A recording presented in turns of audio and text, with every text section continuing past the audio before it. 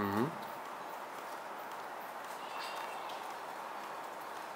Пещера, где погибла Мария Магдалина вместе со своей дочкой Вестой. Эта пещера неразрывно связана с трагической судьбой семьи Радомира. В мировой истории более известного как Иисуса Христа. В этой пещере также погиб сын Радомира и Магдалины. Его звали Светодар. Он погиб, защищая своего потомка, которому на то время было около 9 лет. В первый раз, когда убивали Магдалину, двое убийц, которые были посланы Ватиканом по прямому приказу Папы Римского, высадили Магдалину вместе с дочкой и убили двоих безоружных женщин. Магдалине перерезали горло и несколько раз вонзили кинжалом в сердце, а дочери свернули голову. Вот здесь, в центре пещеры, лежала Магдалина вместе с дочкой. Крови было очень много.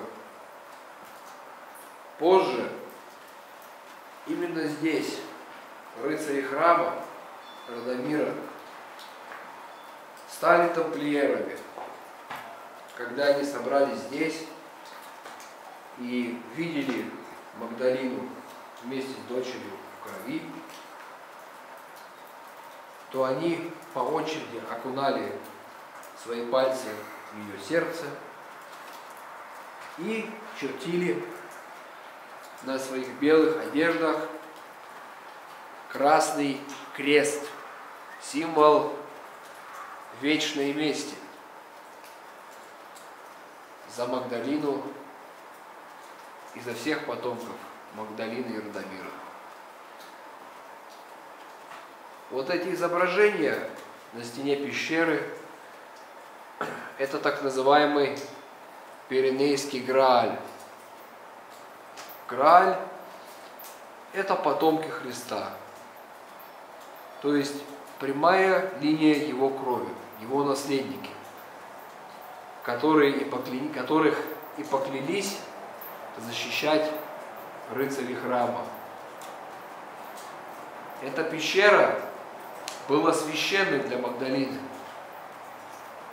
Сейчас трудно реконструировать, почему. Скорее всего, именно здесь она совершала определенные таинства, которые помогали ей лучше понимать происходящее, а также приобретать новые знания за пределами нашей Мидгард-земли. Это фортифицированная пещера. Здесь, в Окситании, такие пещеры называют спульгами. Эта спульга называется Вифлеемская. Во второй раз, когда был убит сын Радомира и Магдалины, Светодар,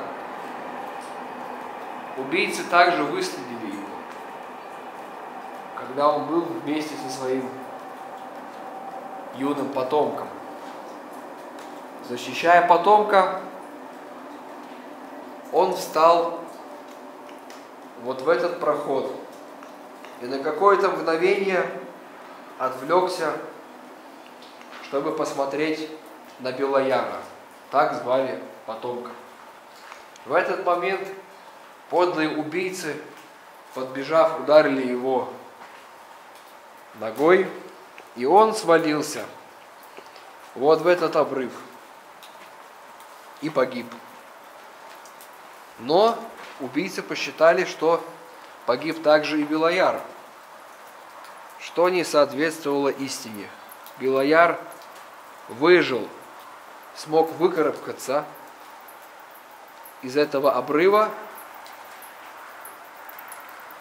и продолжить линию своего отца.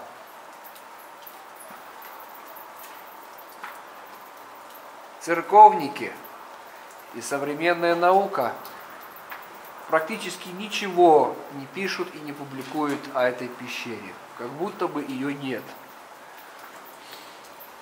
Но нашелся один человек, ее имя было Светлана Дороган-Левашова, которая в силу своих талантов смогла посмотреть в прошлое и восстановить события минувших дней. Она мечтала приехать сюда и увидеть это все своими глазами. Мало того, Светлана имела редчайший дар перемещения во времени. Именно поэтому она хотела приехать сюда, попасть в эту пещеру и вернуться в прошлое, чтобы понять, что происходило здесь, что была это за пещера, как убили Магдалину, и ответить на другие неотвеченные вопросы. Существует мнение, что эта пещера была построена задолго до Средневековья, что здесь выполняли ритуальные обряды еще так называемые доисторические люди. Светлана знала и это. Но, к сожалению, ей не суждено было прийти сюда и вернуться в прошлое. В 2010 году она была убита. Подло и ужасно.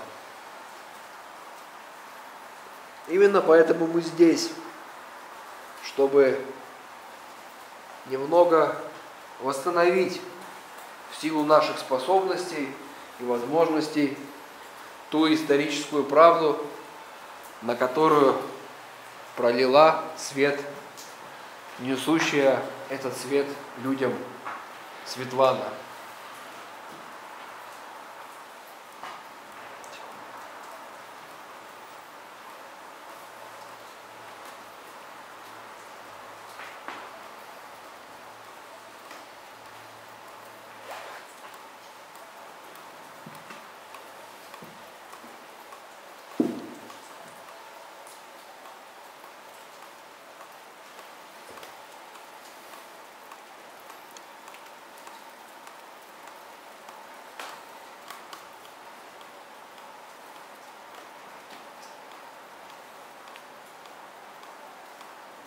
Впрочем, здесь погиб еще один член семьи Радомира, его родной брат, когда он защищал молодого Святодара, который только-только стал рыцарем храма и продолжал дело своего отца.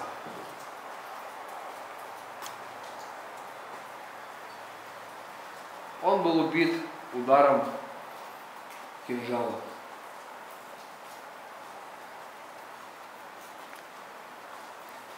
Все.